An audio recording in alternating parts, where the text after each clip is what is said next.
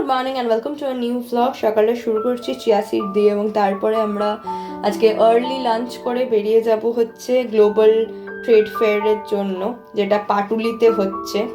24 তারিখ পর্যন্ত হবে, তো তোমরা যারা যেতে চাও ডেফিনেটলি চলে যেও। আমার ব্লগটা আপলোড করতে অনেকই দেরি হয়েছে জানি, আমার যেতেও মানে একদিনই যেতে পারলাম কোনো রকমে, তবে তোমরা যদি পারো ডেফিনেটলি চলে যাও। লাঞ্চে রয়েছে মুসুর ডাল, এদিকে রয়েছে ফুলকপি আলু পোস্ত, আর তার সাথে রয়েছে আলু ফুলকপি দিয়ে ভেটকি মাছের ঝোল।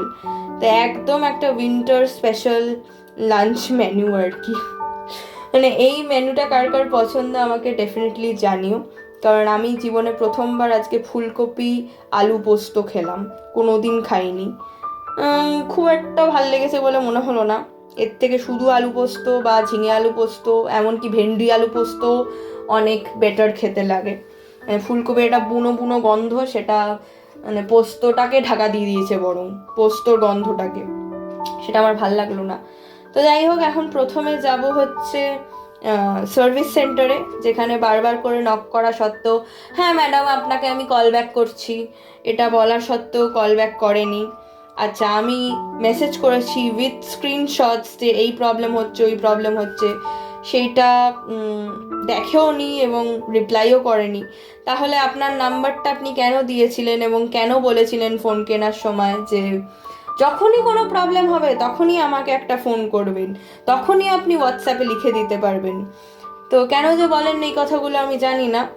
তারপরে কাজের বেলায় আপনাদেরকে কোথাও খুঁজে পাওয়া যায় না। যাই হোক, এবং আমার 1 মাস কয়েকদিন হয়েছে ফোনটা, তার মধ্যেই আমার চার্জার কাজ করে না। তো ওখানে যখন নিয়ে গেলাম তখন তো অনেক কিছু বললো, এই তো আমাদের এখানে হচ্ছে হ্যান ত্যান, বাট আমার বাড়ির কোনো একটা প্লাগ পয়েন্টেও কাজ করেনি, এবং আমার মাসির বাড়িতেও কোনো একটা প্লাগ পয়েন্টেও কাজ করেনি। আমার মাসির বাড়ি খুব কাছে, এবং আমার মাসির বাড়িতে মাসির ফোনও স্যামসাংয়ের ফোন, অথচ তার ফোনেও কানেক্ট করে দেখেছি, কোনো লাভ হয়নি। এবং মাসির বাড়িতে আমার ফোনেও কানেক্ট করে দেখেছি, কোনো লাভ হয়নি। অথচ মাসির চার্জার দিয়ে আমি কিন্তু সুন্দর আমার ফোনটা চার্জ করতে পারছি। তো তা সত্ত্বেও ওনাদেরকে আমি বিশ্বাস করাতে পারলাম না। যাই হোক, কিছু করার নেই। এখন টিকিট কাউন্টারের দিকে যাচ্ছি, আর পার হেড 30 টাকা হচ্ছে টিকিট। তো টিকিট কেটে ঢুকে পড়েছি আমরা, আর প্রত্যেকটা স্টলেই লেখা রয়েছে যে লাইফস্টাইল বলে, কিন্তু lifestyle stall number 1, stall number, দাঁড়াও একটুখানি সান্টা ক্লজকে হাই বলে দিই। তো যাই হোক, স্টল নাম্বার 1, স্টল নাম্বার 2 এরকমভাবে লেখা রয়েছে, বাট সেখানে শুধুমাত্র জামা কাপড় বা গয়নাগাটি এসব নয়, খাবার দাবার থেকে শুরু করে, মানে আমরা একটু বাদেই আচারের একটা কাউন্টারে যাব, কারণ আমি অলরেডি শুনেছি আমার পরিচিতদের থেকে যে আচারের কাউন্টারে যাস, ওখানকার স্টকটা বেশ সুন্দর রয়েছে, যেরকম সায়েন্স সিটিতে ছিল আর কি, সেরকম ভীষণ ভালো একটা ইয়ে রয়েছে, স্প্রেডটা খুব ভালো। তো যাই হোক, দেখা যাক। আগে তো আমরা এখানে একটুখানি শাড়ি চুড়িদার এসব দেখি, কেনার কোনো প্ল্যান নেই, তবে দেখা যাক। আর আমি সার্ভিস সেন্টারে গেছিলাম এবং ওনারা অনেক কিছুই বললেন যে এই হয়েছে তাই হয়েছে। এখন নতুন ফোনটার আরও 3-4 দিনের মামলা, যা আমি বুঝলাম। তো যাই হোক, কোনো রকমের পুরনো ফোন দিয়ে কাজ চালাচ্ছি। এই ইরানের স্টলটায় আমি একটা বেশ ভালো জিনিস দেখলাম, সেটা হচ্ছে কেসার, আর তার সাথে আতর ছিল, এদিকে রয়েছে কার্ডামম মানে এলাচ। এলাচ তো আমি আগের বাড়ি সায়েন্স সিটি থেকে বেশ খানিকটা নিয়েছিলাম, তাই আর নেব না। প্রথমে আমি এই ডাব্বাগুলোকে দেখে ঘি ভেবেছিলাম এবং খুব অবাক হয়েছিলাম, বাট ওটা আসলে মধু, আর তার সাথে ডেটসও রয়েছে, ডিসিডেড ডেটস। তবে মধুটা যে খুব স্যাটিসফাইং মনে হলো তা নয়, তাই জন্য নিইনি। আমি জাস্ট কেসারই নিলাম। এবং কেসারের আমাদের বাড়ির গল্পটা হচ্ছে, আমাদের একজন কাশ্মীরি শল বিক্রেতা রয়েছেন, তো উনি প্রত্যেক বছর আসতেন এবং কাশ্মীর থেকে একদম অরিজিনাল কেসার নিয়ে আসতেন। বাট আনফর্চুনেটলি উনি এখন আর বয়সের ভারে আসতে পারছেন না, এবং আরও নানান রকমের সমস্যা চলছে আর কি, যা হয়। তো ওখান থেকে উনি আসতেও পারছেন না, আর আমাদের সবার মানে আমাদের বাড়িতে, আমার মাসির বাড়িতে সবারই কেসারের স্টক শেষ। তো বাধ্য হয়েই নিলাম। কিন্তু ওনার যে জিনিসটা ছিল না, কাশ্মীর থেকে একদম অরিজিনাল জিনিস ছিল, মানে এতটাই ভালো কোয়ালিটির। আমি জানি না যেটা আমি নিলাম আজকে ইরানের স্টলটা থেকে সেটা কতটা ভালো হবে, বাট কাশ্মীরের যিনি আসতেন আর কি, উনি মানে বাকি জিনিস তো খুবই ভালো ছিল, শাল, তারপরে স্টোলগুলো, তারপরে সোয়েটার টাইপের, বিভিন্ন রকমের মানে সোয়েট শার্ট টাইপের জিনিস, তারপরে উলেন চুড়িদার, সেই সমস্ত কিছু তো খুবই ভালো ছিল। তার সাথে এই কেসারের জিনিসগুলো, মানে কেসার, তারপরে এলাচ, এগুলোও খুব পছন্দসই আনতে পারতো। যাই হোক, এখন আমরা ঢুকে গেছি আমাদের ফেভারিট স্টলে, আচারের স্টলে, এবং বাবা আর আমি পুরো হামলে পড়েছি। তো দুজন একটুখানি ট্রাই করে দেখছি আমের আচারের কোনটা কে নেব, কারণ বাবা মা অসম্ভব টক খেতে ভালোবাসে আর আমি একদম ভালোবাসি না। আমি মিষ্টি আচারটা ভাবছি একটু ট্রাই করব, এই যে এইটা। চলো একটু খেয়ে দেখা যাক। তো তারপরে আমরা ডিসাইড করলাম যে দুটোই আমের আচার নেব।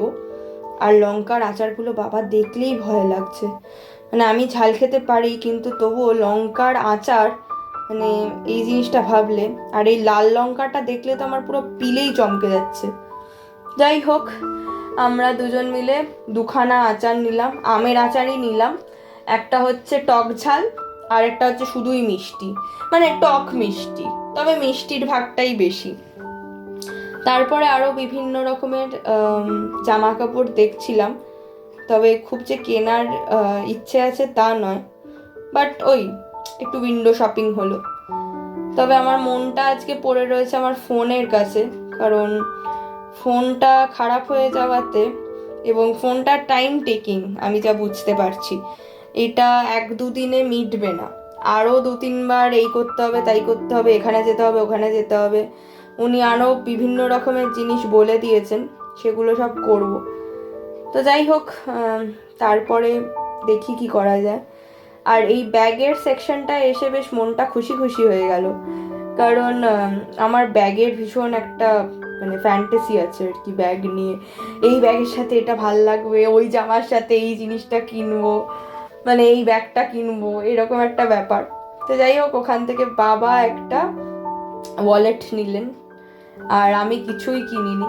তবে আমাদের গড়িয়াহাটে একটা ফিক্সড দোকান আছে যেখান থেকে আমরা সবসময় লেদারের জিনিসপত্র, মানে বিশেষ করে ব্যাগ কিনি, সেটা হচ্ছে তিওয়ারি। যারা চেনো তারা কমেন্ট সেকশনে আমাকে জানিও যে ওদের প্রোডাক্টস তোমাদের কেমন লাগে। তারপরে আমরা চলে এসেছিলাম ফুড কোর্টে, এবং ফুড কোর্টে ঢোকার মুহূর্তেই এই হট চকলেটটা দেখে আহা, মনটা একদম খুশি খুশি হয়ে গেল।